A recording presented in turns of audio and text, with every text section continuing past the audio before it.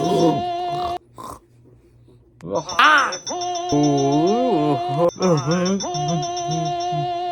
ho. Hi ho. It's off to the scrap we go. Why'd you even get the tickets to this crap? Yeah, dwarves weren't originally in the movie, you dummy. Instead of mining diamonds, we should mine you. Happy get all the guys. I already went first, you dummy. Doc's turn. You're not going to the movie.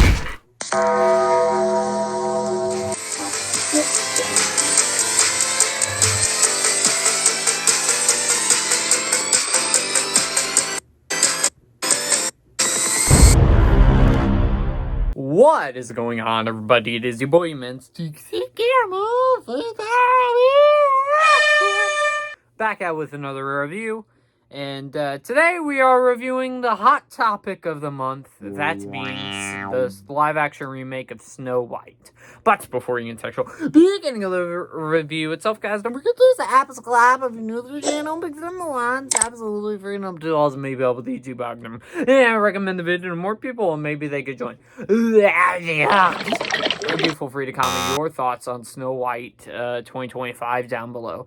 With that being said, guys, let's get right into it. And also, before we get right into it, if you're wondering why I have this on, this is the closest thing I had to a dwarf's hat. Okay, so I'm rocking with it. I was trying to incorporate something into the video, and also this as well. Which, if I liked the movie or not, I still got this. So, which I thought that was cool. So, and if you can't tell what color it is, it's purple.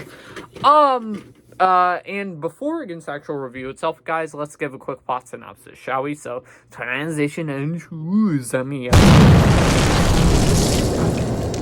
Princess joins forces with 7 dwarves to liberate her kingdom from her cruel stepmother, the evil queen.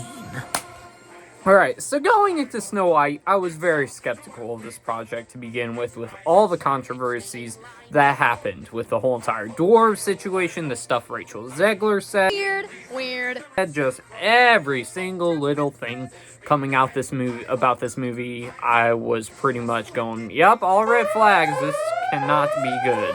Also, kind of like this with the same situation with Captain America Brave New World a little earlier this year.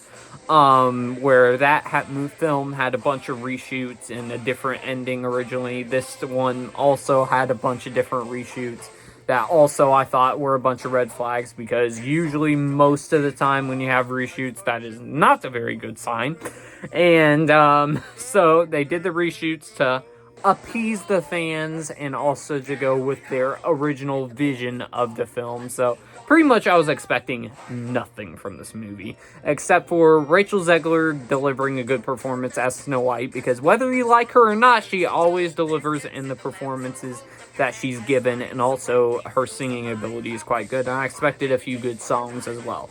So, the Mr. Skepticism over here, what did he end up thinking about the film overall? Well, let's just get into the actual review itself, shall we?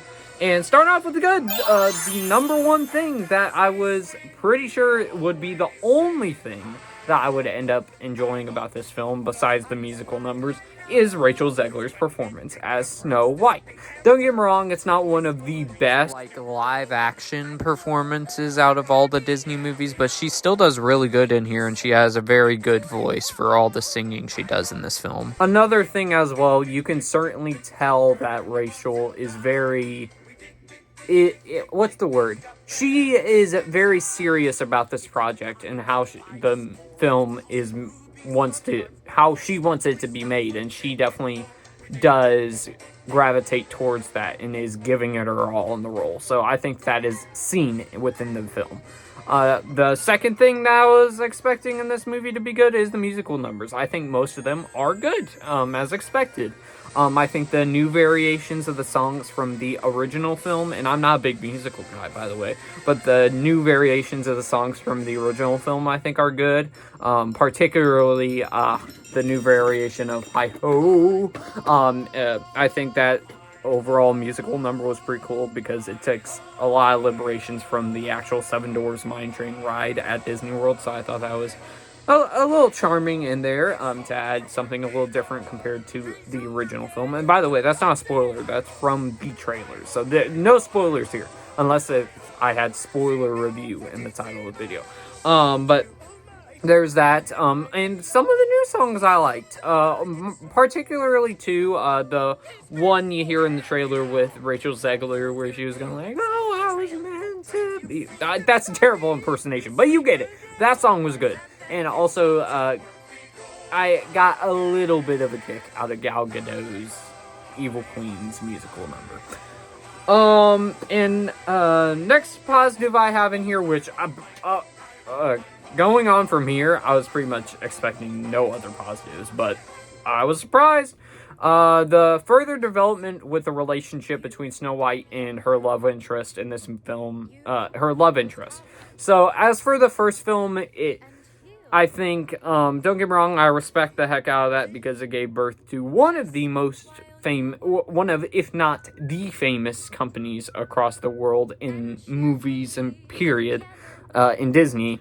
But with that film, I think the love interest between Snow White and the prince, I think that could have been fleshed out a little bit more. Don't get me wrong, it is a kids movie, but there were aspects of it where I felt if I really wanted to connect with that, I would have added a little bit more in there. And for this, with her new love interest, I think it certainly does that. Where your love interest gets introduced at the beginning of the film, so you get an amount of time throughout the film when they eventually reunite again to help develop that and make you care a little bit more about it. As for the final thing I have in here for the positives is Dopey actually has a pretty surprisingly good arc in this film.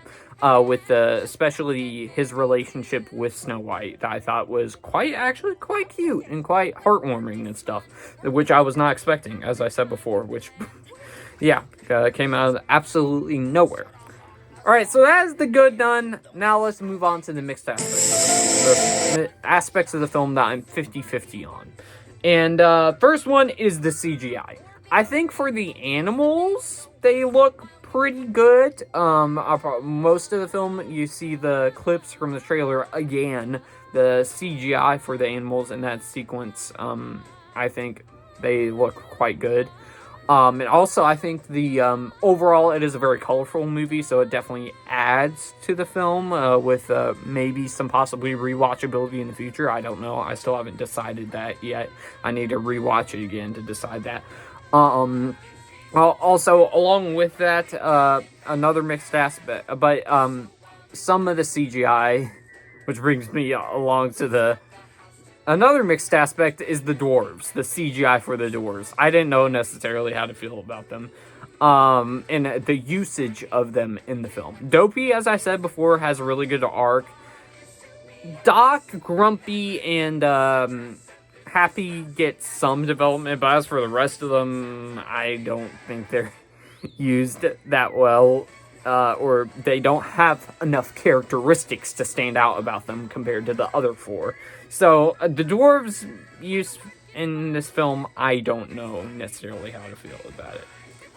Now, unfortunately, we move on to the bad. So, and just like Captain America Brave New World, you can tell that there is very obvious reshoots in here. As I mentioned earlier, you have these bandit characters, and you can obviously tell that the dwarves were just CGI'd in, and the bandits were still a major part of the movie, because there's scenes where you can still feel their presence or see them. So there's that. So you can definitely tell that those are still in the movie.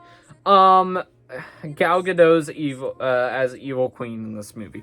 Don't get me wrong, I think she was good for the role. I think she was a good casting choice, even though the common consensus online nowadays is to hate Gal Gadot as an actress, which I don't completely agree with. I think she was still really good in the Wonder Woman movies. But for Justice League, I'm there with you. Well, and to be fair, it wasn't her fault. It's Joss Whedon's, because he was apparently rude to everyone on Justice League's set. So, but here, she feels like she's in a completely different movie, because she has a very campy and odd and weird performance that I don't think meshes well with all the serious type of acting you have in here with the other characters, particularly with Rachel Zegler as Snow White. So yeah, I didn't think she, unfortunately she was not good in this movie. Another bad I have in here is the new changes compared to the original film. Which I'll say one is not as bad as the others. I think the one that Rachel Zegler got the most backlash for, where where Snow White is trying to become the leader she can be, when Rachel Zegler said that in the interview. I think that actually works out pretty well in the film. However, everything else they changed, I don't know why they added that new stuff in there. Along with that, also, the movie sprints past a couple of scenes from the previous film as well, with the iconic poison apple sequence. And this is not a spoiler if you're going into Snow White not knowing the story. Come on now. But I'll just leave it at the poison apple, okay? Anyways, but they rushed past that sequence, and it was like 5 minutes possibly just to sprint to another scene in the final act of the movie, which I was going, wow, you're just gonna sprint past an iconic sequence like that? Anyways, another negative for me, we saw brief glimpses of it in the trailers as well, but the makeup effects for the Evil Witch, I did not think were that good, unfortunately. It looks very plasticky. You can tell it's certainly fake, if you will. And it looks like it was made from, I don't know, Yo Gabba Gabba or something similar to that. So, wasn't a fan of that. And as for the, two other negatives I have, we'll start off with the first one. And that's the odd pacing in the movie. As I said before, the movie has some very, very fast-paced sequences with the poison apple in particular. Then you'll also have scenes where it lingers on something. And I was going, why couldn't we have lingered on the poison apple scene? But which brings me to my final negative of the film, and that is the final act. The final act feels like it's rushed all the heck. Especially how they end things. I was going, dang, that went by pretty fast, didn't it? So they do add time to the relationship between Snow White and her love interest, but there are points where I feel as if they could have added more time to the final act of the movie, possibly. But anyways, but with that being said, guys, let's bring out the toxic meter. And this was a lot better than I was expecting it to be. Depends on a rewatch, but on a rewatch, I might actually like this movie. I don't know. But overall, as of right now, I'm giving it a C+, a toxic goodness, and a toxic disappointment. Even though I wasn't really disappointed, to be honest with you. So, I was more surprised than anything. But I guess the best aspects of the film, I was going, oh, maybe they'll do some more of that. But then I was kind of a little disappointed by that. So, toxic goodness and toxic disappointment, a C+.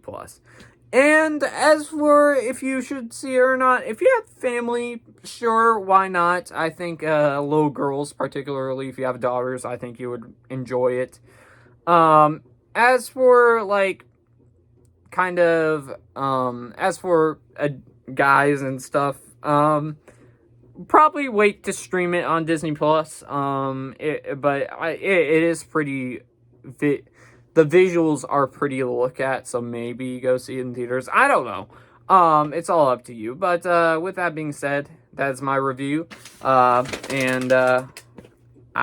that being said, guys, I'll see you on the next one, everybody.